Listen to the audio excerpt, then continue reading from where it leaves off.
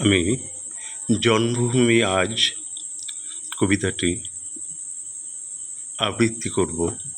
তার আগে দুটো কথা বলতে ইচ্ছে করছে যে অন্ধকার এখনো তোমার বুকের উপর কঠিন পাথরের মতো, তুমি নিঃশ্বাস নিতে পারছো না। মাথার উপর একটা ভয়ঙ্কর কালো আকাশ। এই মাথার উপর আকাশ, এই কালো ছায়াটা কবে কাটবে তারই অপেক্ষায়।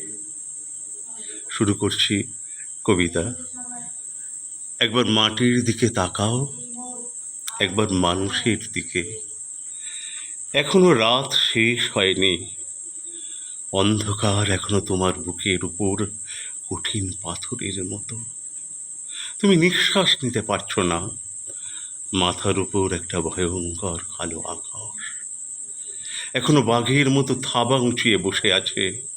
তুমি যেভাবে পারো এই পাথরটাকে সরিয়ে দাও, আর আকাশের ভয়ঙ্করকে শান্ত গলায় এই কথাটা জানিয়ে দাও, তুমি ভয় পাওনি। মাটি তো আগুনের মতো হবেই যদি তুমি ফসল ফলাতে না জানো, যদি তুমি বৃষ্টি আনার মন্ত্র ভুলে যাও।